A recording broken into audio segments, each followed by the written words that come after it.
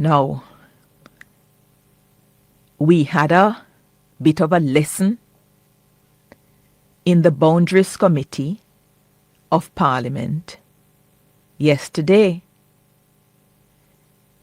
because the Director of Elections, Mr. Glasspool Brown, and his team from the Electoral Commission of Jamaica appeared before the Boundaries Committee and gave very important preliminary update on the process to be embarked on in completing the constitutional requirement for constituency boundaries to be realigned to give effect to Portmore, the law that has made Portmore a parish.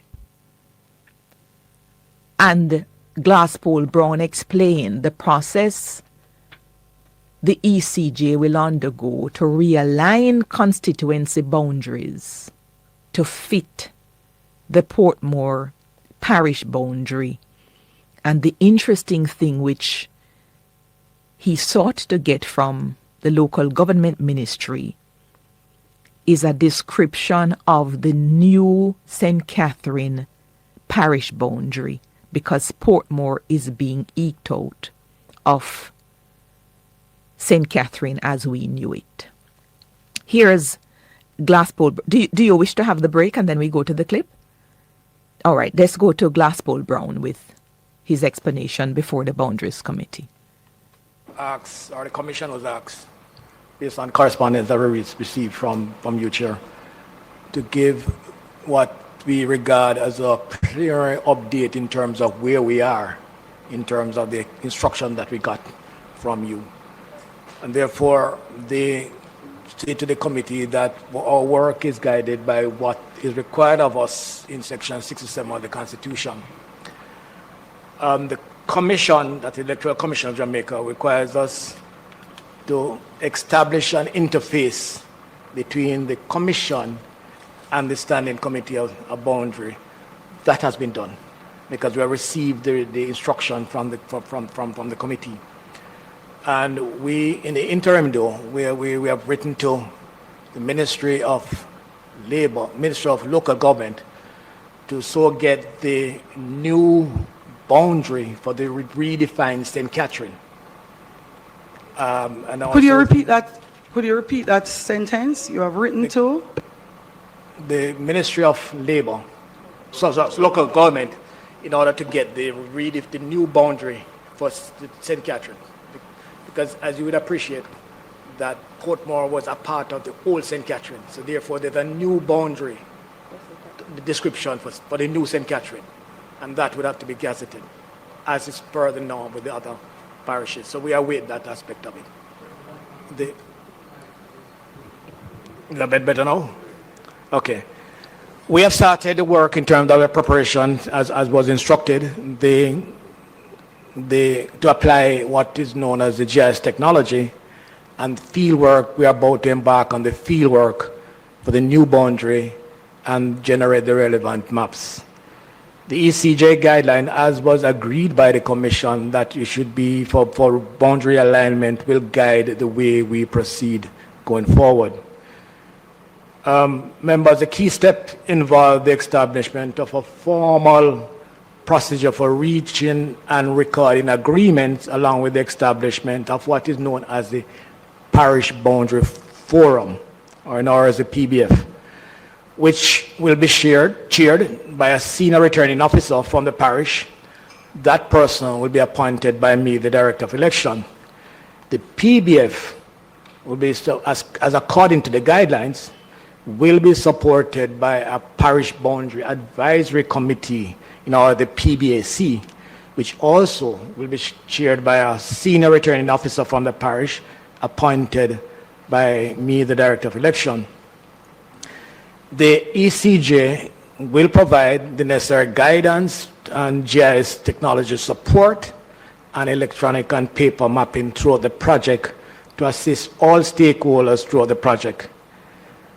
An initial meeting of the Parish Boundary Forum will be convened shortly based on the agreed structure. There's an agreed structure in the guideline in terms of the makeup of that PBF, and the Parish Boundary Advisory Committee will also be tasked to begin to conduct fieldwork, realigning the constituency boundaries, reconfiguring the electoral divisions, and also writing the constituency and polling division descriptions. That's a part of the fieldwork that needs to be done. So members, the fieldwork involves two primary objectives. First, we must investigate in the field the new St. Catherine and Portmore parish boundary. To achieve this accurately, our team will be physically walking the boundaries, accompanied by guides and key stakeholders.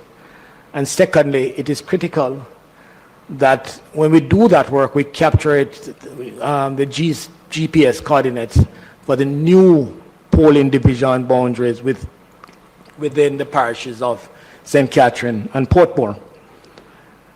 To establish these new boundaries, it necessitates a number of changes, and these changes encompass splits and mergers for existing polling division.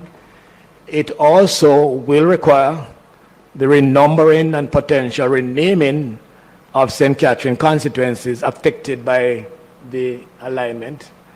It also will require the renumbering of associated St. Catherine electoral division, followed by the renumbering of polling divisions within those affected constituencies.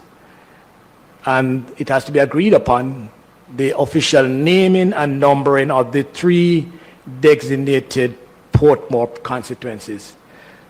That will be critical in terms of naming those new three the constituencies that should remain in Portmore and the new Portmore parish. It will also, Chair, require the renumbering of those electoral divisions that now constitute part of Portmore. Okay. And so we pause that. He's saying, and finally, let's hear the finally. Finally, it will require the writing of the polling division description for all impacted PDs to reflect the changes agreed upon. These steps. Yes. Thank you, Mr. Glasspool Brown, for the detailed layout of what is to come. It seems to me that this is no less than a 1-year work to get it right. Mark you, the fact that it sounds so detailed, it doesn't mean that it can't be done quicker. But what is the rush? No rush whatsoever to get this done. I didn't even realize that when they put the boundaries for Portmore, then it would of necessity mean that the boundaries for St. Catherine would need to be explicitly stated. And not only explicitly stated, but also gazetted. And by gazetted means it is a publication which shows that this is the law. So in other words, when you hear that the boundary of Westmoreland is here to here, is not just a little man walk and put on a peg somewhere and that is it. The boundary is a boundary defined by law, and it has all sorts of implications, including jurisdictional issues about in which court can some things happen, or in which court is a trial to take place because of the place at which an incident occurs. So all of these finer details, not only for Portmore, the new parish, but for St. Catherine, the new St. Catherine, will also need to be described, turned over after gazetted to the Electoral Commission. And the Electoral Commission, in its work, in establishing what it calls Parish Boundary Forum, it will not be one parish boundary forum that is established to handle Portmore, because a new St. Catherine will of necessity be created, and so a parish boundary forum looking at those walking the boundaries physically, being guided by the parish advisory committee for each New St. Catherine and Portmore. They will have to do their work. A fascinating point that delayed the committee and which caused some contention because, as I said to you, you have somebody like Fitz Jackson on the committee who is sort of double dipping, meaning he's a member of the committee, but he's also an interested party, being a litigant. And every time he asks a question, I can actually feel as if he's trying to ferret information out to further the lawsuit. That's a feeling I get, and it is left to be seen. The question may very well be applicable to what is going on, but because of the other issues at play, you can see sort of the angling of the question to get that. But one of the questions that came is whether the boundary for Portmore, which is now established by law, whether that boundary is and will remain, and the ECJ will then adjust constituency boundaries to conform with the parish boundary, or whether that is not the case. And that created a little bit of contention. So I recall when the Attorney General Derek McCoy went to the Parliament, and he made it very clear, and I think it wasn't as clear before, that it is the remit of Parliament to make, to define, and to bring into being new parishes. That is not the role of the Electoral Commission of Jamaica. But because under the Constitution, whatever the boundaries are of the parish, they must not overlap with constituency boundary, then there is a role for the Electoral Commission of Jamaica to realign constituency boundaries to ensure that there's no overlap with constituency and parish boundaries. So that being the case, it may very well be that what the ECJ has to do is to wiggle the constituency boundaries to remove any overlap without violating the parish boundary which has been established by the new Portmore law which is in place. I bring this to you because I certainly find it fascinating, the procedure. I've said to you, for the historic value of this, which we have never done, what we have done before is to give birth to new constituencies.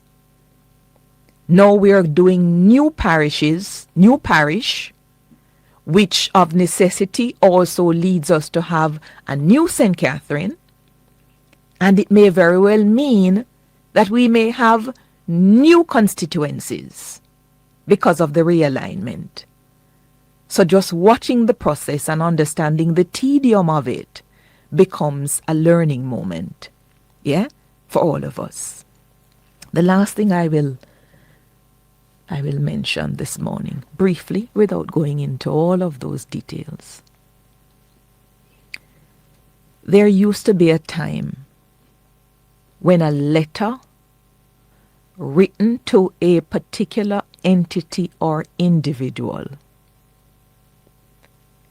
sent to the individual is really for the individual's eyes only, at least for a time. And I certainly appreciate and perhaps treasure